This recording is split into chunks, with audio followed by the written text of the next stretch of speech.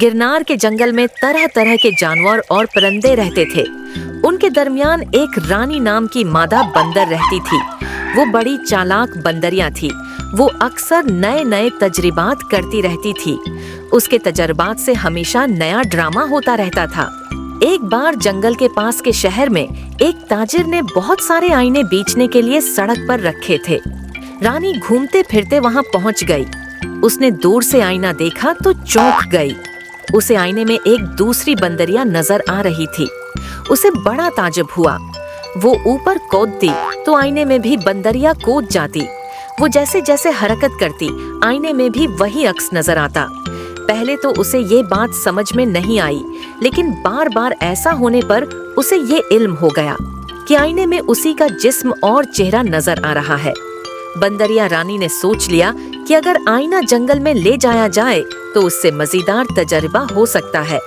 वो मौके की तलाश में बैठी रही और जैसे ही ताजिर वहां से कुछ काम के लिए हटा, रानी ने एक बड़ा आईना चरा लिया।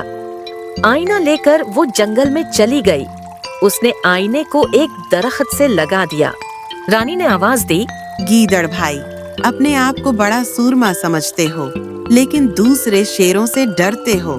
गीदड़ बोला, मैं किसी से नहीं डरता, कोई मेरे सामने ठहर नहीं सकता। और जैसे ही वो आईने के सामने आया, उसका अक्स नजर आने लगा। उसे हैरत हुई कि उसके इलाके में कौन सा नया गीदड़ आ गया। वो जोर से गराया तो बिल्कुल वैसी ही हरकत आईने में हुई। उसने गुस्से में अपनी आंखें बड़ी की तो आईने में भी वैसा ही नजर आया। उसका गुस्सा बढ़ने लगा। वो बार बार आईने पर कूदने लगा और उससे टकराने लगा। बंदरिया रानी ने गीदड़ की चुटकी ली। अरे गीदड़ भाई, अपने आप को देखिए। ये क्या, आप खुद ही हार कर लेट गए हैं। वो बेचारा तो आराम कर रहा है और आपकी नाक टूट गई है। जाइए, उसकी मरम्मत कराइए। गीदड़ जैसे ही वहां से उठकर जाने लगा तो फिर गिर पड़ा। उस वक्त आईने में भी उसका अक्स नीचे गिर पड़ा। और मुझसे लड़ने आया था। रानी हंसते हुए बोली। इतने में एक भालू वहां आ गया। रानी हंसती जा रही थी।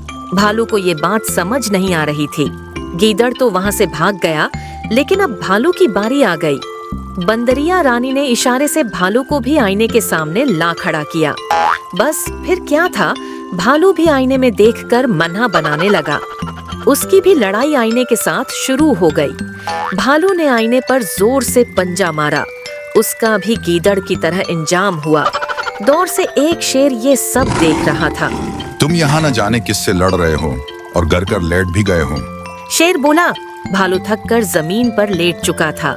शेर ने आईने में अपनी शक्ल देखी तो उसे लगा कि जंगल में कोई दूसरा शेर कहाँ से आ गया। ये क्या, मेरे इलाके में कोई नया शेर? ये क्या, मेरे इलाके में कोई नया शेर? वो हैरान हुआ। शेरनी ने आईने पर बार बार पंजे मारे, लेकिन आईने में भी वही हरकत होती रही। आखिरकार शेर के पंजे जख्मी हो गए और वो बुरी तरह थक गया। उसने बंदरिया रानी को दरख्त पर हिंसते देखा तो बोला, तुम क्यों हंस रही हो? अरे, तुम अपने ही अक्स से लड़ रहे हो।